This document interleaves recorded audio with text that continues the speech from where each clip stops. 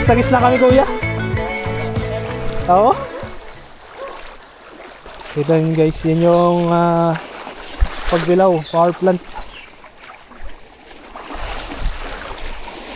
Bali yung dating namin dito, sobrang grabe, ang lakas ng alon talaga. Pero ano naman, siyempre kung hindi ka namang taga-dagat, talagang malalakasan ka sa alon. Pero ngayon medyo nakalma na eh. So susubukan ko muna ngayon na ano, magagis-agis dito, tapos saka namin i-explore yung mga lugar dito. Bali itong lugar na to ay Lapata. Yung kasing ka-church ko na si Ate Tina at saka si Ryan, merong kamag-anak sila dito. So nakatira dyan, dito sa lugar na to. Kaya pag gantong may mga nag-i-invite, talagang hindi ko tinatanggihan. Alright.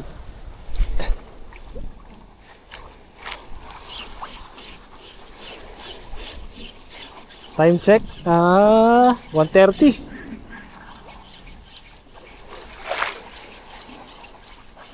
Tingnan natin kung may magi-strike.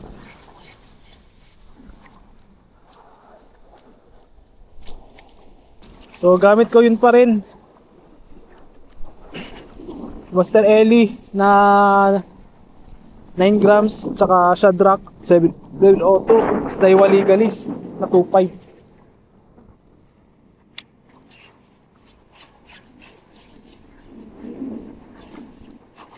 Up. Strike. Woohoo! Di na hook. Strike. Meron guys, meron. Positive. Agap nun ah.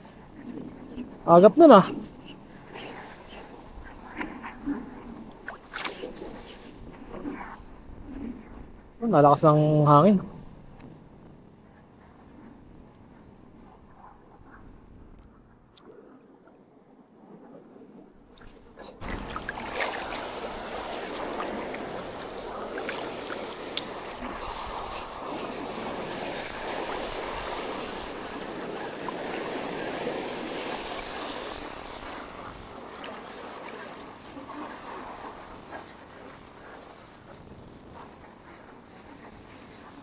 Oops! Strike! Ay! Ako! Nasa malapit lang.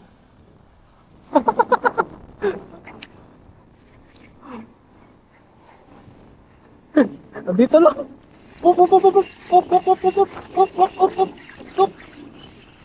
Ano to? Ay, basura. Wala.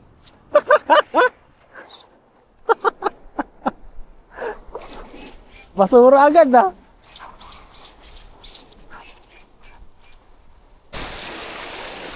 Di pa tayo lipat. Ang ganda rito. Woohoo!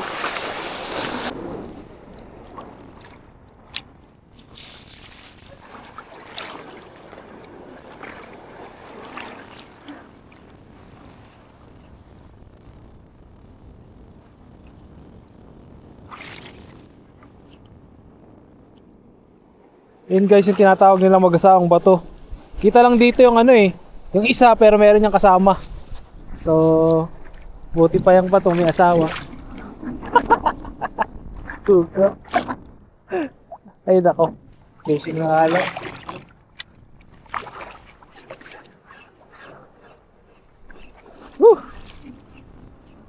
Isang alon oh.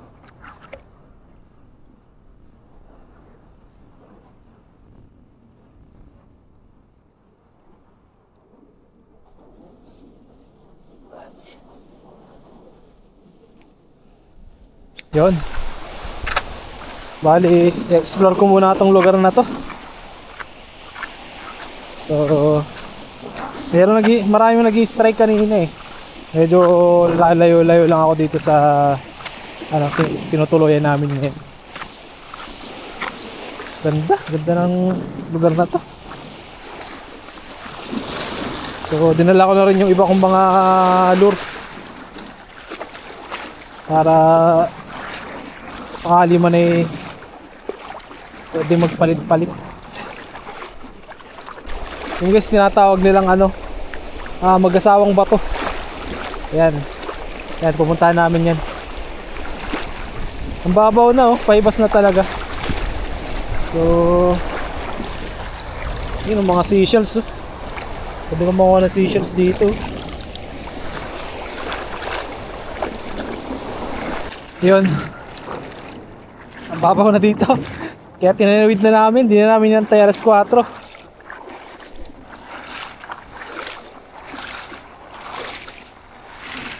Sa mag-asawang bato. Oh, babaw na rito. Dulas na naman ako kanina. Tulasin talaga pag sa dagat.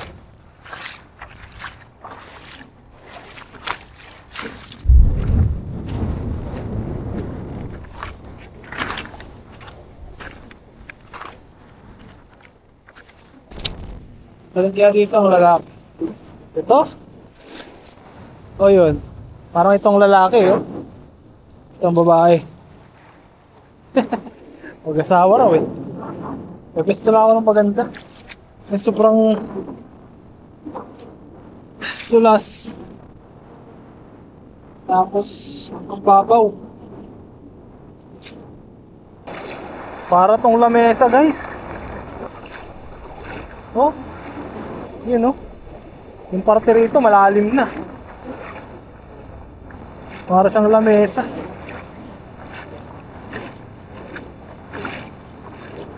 Batong malaki.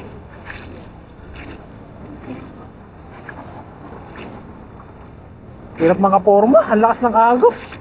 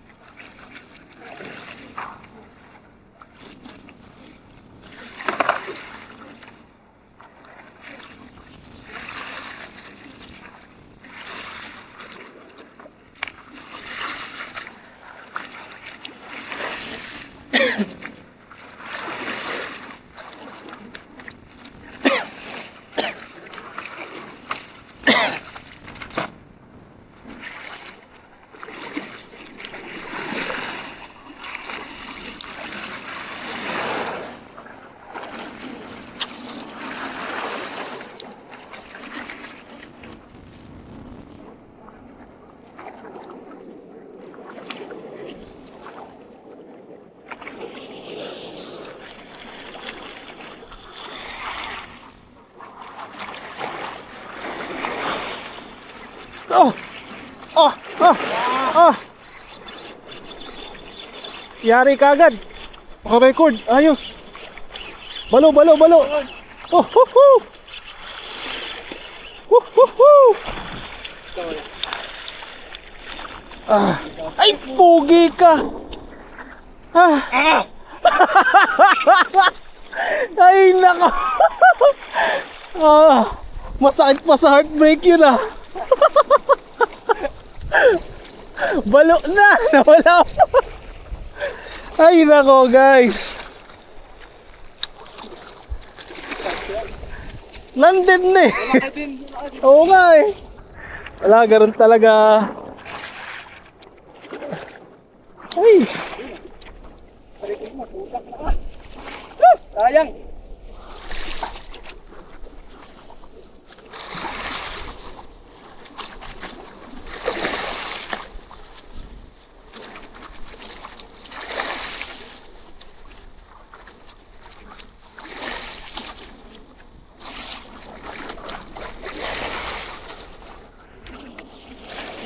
Sayang! Nakakaisip pa eh! Landed na eh! Yaman mo. Okay lang yun guys, okay lang. Maraming isda sa dagat. Kainin nyo to!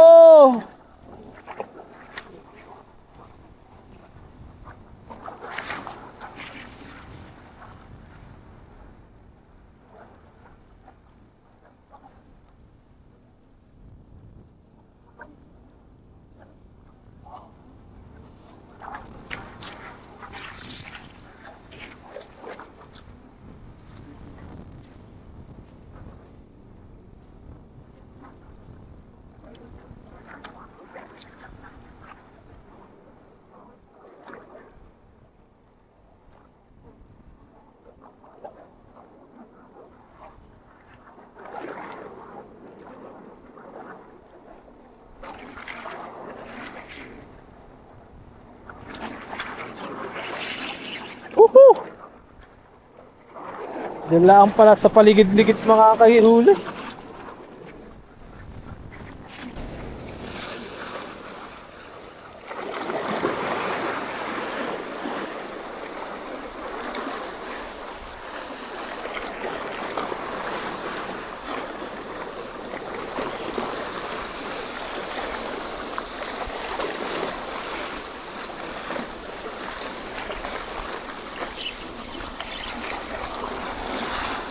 Wala. Yun. Strike. Wala na to. Tanggal na to. Ay, meron pa.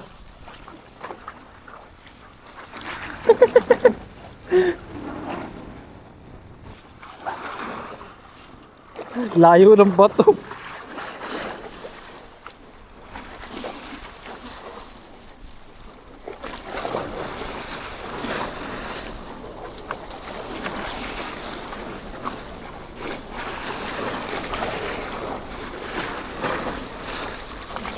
Si Ali nandun na, layo.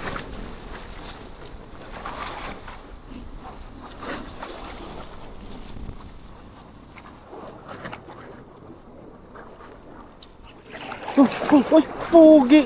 Oh, sayang. Puro strike. Hindi ko alam kung ano isda yun. Pero baka lapong brown na naman yun. Ayun. Naubos na yung aking pamaing hipon. Baka balik lure na ulit. Siguro nakaapat 5 akong huli. Kaso puro lapong brown eh. Pangda sana mga kanuping. O kaya kahit baluman lang. Tulad kanina.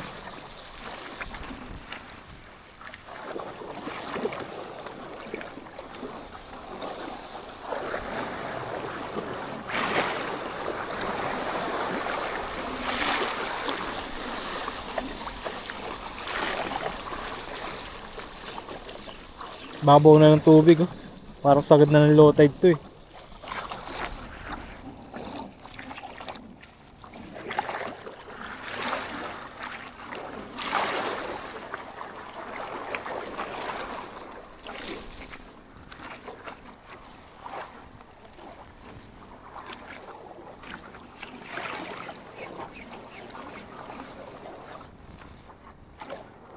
Bali si Alin pala nilibot yung kabilang side.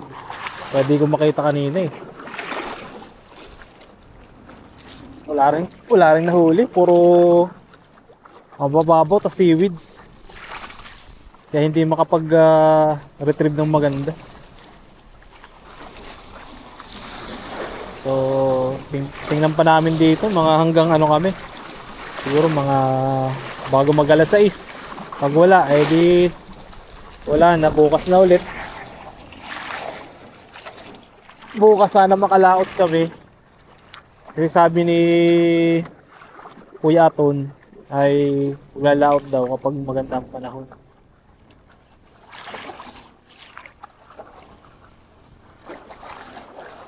Sana gumanda ang panahon para maka-experience kami ng laot.